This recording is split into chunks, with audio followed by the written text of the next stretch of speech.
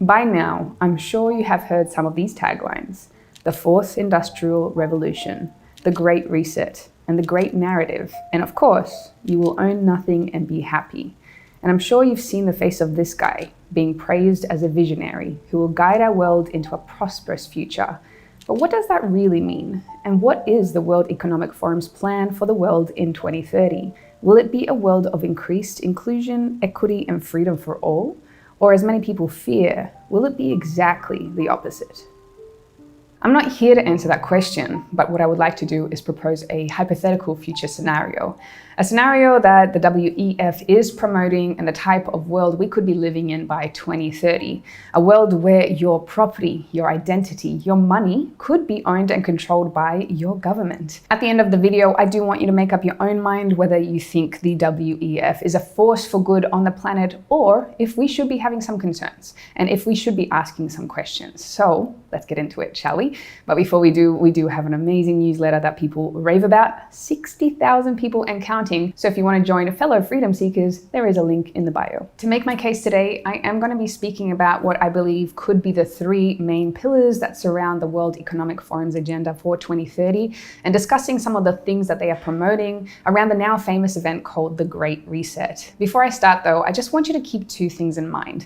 Number one, the World Economic Forum and the leader, Klaus Schwab, haven't been elected by anyone. Yet despite this fact, they are trying to influence politics all around the world in order to transform the planet that we live on. Secondly, all of the resources that I'm sharing in this video are coming from verifiable sources, many of which are directly from the WEF's website. If you want to confirm any of the information, there is more info in the description. So let us discuss the three hypothetical pillars and how it might affect our lives. Pillar 1, surveillance. The first pillar in the 2030 agenda is the possibility of total surveillance of every single one of us. And the way the WEF could achieve this is by us requiring a new form of identification. The World Economic Forum suggests that every single person on the planet will receive a new form of digital ID, which they say would help promote a world of inclusion where everyone has more access to basic services. But they also suggest this ID could be linked to absolutely everything in your life. It could be required to book plane and train tickets and track where it is you're going. This digital ID would be needed to access social media, the internet, bank accounts, and even a requirement in order to spend your money. And without your ID, it's possible you may not be able to buy anything at all. And who would control your digital ID and the data it contains? Well, of course, your government would. In short, absolutely every action you take in your modern life could be tracked by this new type of personal ID. What your online habits are, where you go, what you buy online, what you say online, and so much more. And if you think this kind of a system is a little bit worrying, well, you're not the only one that thinks this way. Just recently, Kenya's High Court ruled a digital ID system to be illegal in the country because they fear it could be abused by the government in order to violate a person's basic right to privacy. But the WEF doesn't agree. They think it's going to do more good than harm. But anyway, where would you be carrying this new form of ID? Well, according to the WEF, you could be carrying it inside your body. In his book, The Fourth Industrial Revolution, Schwab talks heavily about how RFID chips could be used to track goods and packages around the world, enabling our economy to become significantly more efficient. But in referencing the same technology, he also said this: in the near future, similar monitoring systems will also be applied to the movement and tracking of people. He also says that the fourth industrial revolution will lead to a fusion of our physical, our digital, and our biological identities. Echoing this on the website, the WEF discusses a future where electronic implants could become a relatively normal part of human life. Lastly, I want to mention something I've spoken about on this channel before, which is in regards to the WEF's potential forecast for a future of surveillance, which comes from an article published on Forbes, which is written by a WEF contributor. The article is titled, "Welcome to 2030. I own nothing, have no privacy, and life has never been better." And the line I want to highlight is as follows: "Once in a while, I get annoyed about the fact that I have no real privacy, nowhere I can go and not be registered. I know somewhere everything I do, think, and dream of is recorded. I just hope that nobody will use it against me. To be clear, this article was written by Ida Auken, who is a Danish politician and also a member of the WEF, writing as a contributor for the World Economic Forum. So this is pillar number 1, surveillance. And later on, I'm going to be talking about how the world of surveillance ties in with pillar 3. But for now, let's talk about the second pillar, which is finance. Pillar 2, finance. The next pillar of the Great Reset agenda could be around finance, and more specifically, putting more control of money and assets in the hands of the government. So you know the line, you will own nothing and you will be happy? Well, this is the pillar where this could be playing out. In multiple articles on their own website and elsewhere, the WEF predicts a world where people will no longer own most of the things they use in life. Instead, through a sharing economy, items like clothing and cooking equipment will be owned by your government and delivered to you when you need them. But according to a WEF member, sometimes you won't even need to decide what you need, because an algorithm that knows your tastes better than you do could make these choices for you instead. And your home? Well, soon that could be owned by the government as well, but you won't have to pay rent because someone else will be using your space when you're not there. In short, everything that you own now could soon hypothetically be owned by your government. But the most important tool, asset that you have, which we use every single day to exchange value, which is money, seems that the WEF might have a plan for that as well. The WEF talks heavily about how cash in the modern world is risky and how it should be replaced by digital money. And even though statistics show that many countries around the world would prefer to use cash over electronic forms of money, the WEF believes these people just don't know what's good for them.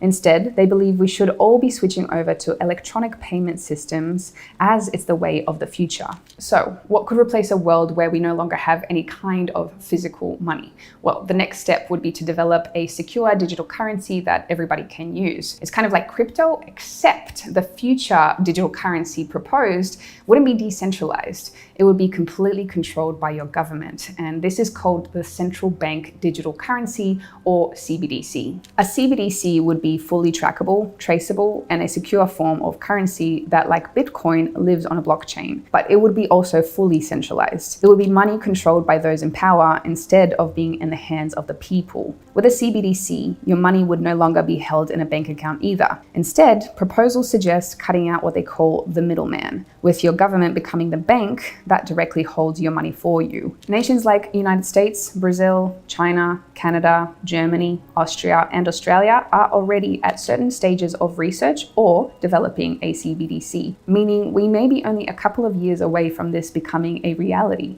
But potentially, most worrying of all, a CBDC would also be fully programmable, meaning your government could place whatever rules they wanted on your money, potentially allowing you to only spend your money on the items that they deem appropriate, or even worse, cutting off your access to your money altogether. In short, it would become the perfect tool in order to track and control your money, the very thing that we need in order to survive in today's world. If you want to learn more, I've recently made a video about CBDCs.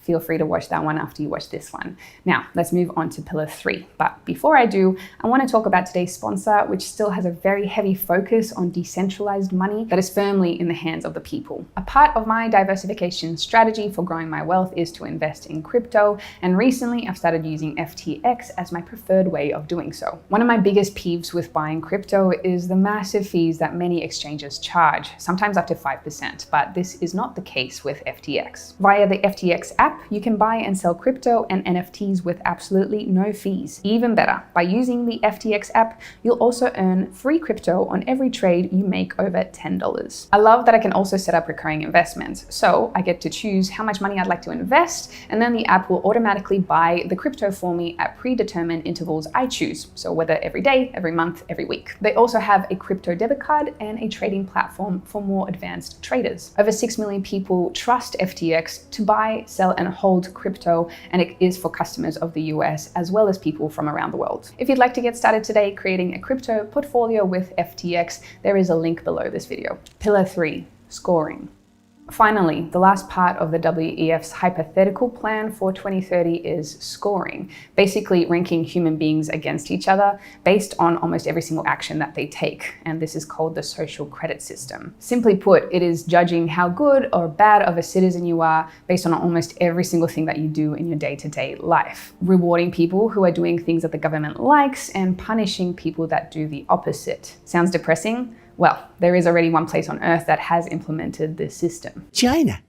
Today, China has already the world's most restrictive social credit system. It's a system where citizens are ranked based on almost everything they do in day-to-day life. From how long they play video games to how well they drive, what their shopping habits are, and whether they buy too many luxury items, and especially what they say online as well as who they associate with. If a person's score gets too low, they can lose access to things in life that many of us would argue are human rights. Things like a passport, bank loans, or access to putting their children in a good school. And if your score gets low enough, there are even reports the governments can come and take your dog away. Only a few years ago, China was already banning upwards of 20 million people a year from buying a plane or train ticket because their social credit score was too low. And guess who is a big fan of China's system and the country's current leader? You guessed it, this guy. Klaus Schwab recently gave China's president a glowing introduction at World Economic Forum event and praised Xi's leadership as well as his nation's economic achievements. Don't like the idea of a credit score? Well, unfortunately, they soon could be coming to a country near you. The first social credit system in Europe is set to begin rolling out in Italy later this year. And the Australian city of Darwin has also proposed one as well. A social credit system like this would neatly slot in with the surveillance pillar, and it would make the scoring of every individual very easy because if we all have digital IDs, we could easily be scored on our every action. Now, I personally believe that the very idea of a social credit system is disgusting. Pinning humans against each other and ranking them based on their behavior? No, thank you. But whether you feel as strongly about this issue as I do or not, there is one thing that really can't be argued with, that a system like this would eventually mean that the government would control the people and how they live. It would mean that people would have to act the way that the government would want them to act. And those that don't toe the line, they would lose their rights and privileges, financial privileges, economic privileges, and basic human freedoms. To me, this sounds like the perfect way of controlling a population and removing everybody's individual free will. But hey, maybe that's just me. I'd love to know your thoughts. The conclusion. In the end, these three hypothetical pillars seem to be pointing to one eventuality: absolute control. The control of people by tracking their every move. The control of a society by locking down its access to money and the things they need to survive. And the control of an individual's behavior and choices with a restrictive social credit system. And to me, it does seem like the WEF is promoting things that could make this kind of a system a reality. As I said at the start of this video, I really want you to make up your own mind about what you believe is going on. But as you do, just remember this. The WEF is an organization that none of us have elected. An organization that is funded by some of the richest and most powerful companies that have ever existed. It's an organization that is installing its young global leaders in political cabinets all around the world to shape the laws of our nations. And seemingly, it's an organization that thinks it knows better than we do about the individual choices we should all be making. Personally, I want to live in a world where I get to make my own choices, that I get to decide what I want to do and what I enjoy, and not having some government or algorithm deciding this for me, where I get to say what I want, where I get to associate with who I want without the fear of having some imaginary brownie points taken away from me, and where my financial future is still in my own hands, so I can decide if I want to buy or own things that bring me joy. I could be wrong, but it seems that the WEF doesn't want this for us. So do tell me again, who elected these people in order for them to dictate the kind of future that we are going to be potentially living in? Not me, and I guarantee not you either. So let me know your thoughts below and stay tuned for more on this topic very soon. Thank you so much for watching. I hope you enjoyed. If you did, please make sure you like, comment, and subscribe, and share this video so more people know about this. Also, to let you know, currently we have 30% off pre-sale of our brand new course, The Manual, to teach you more about how to take control of your financial future. And of course, we have the newsletter that people rave about, so you can check it out, link in bio, and I will see you in the next one.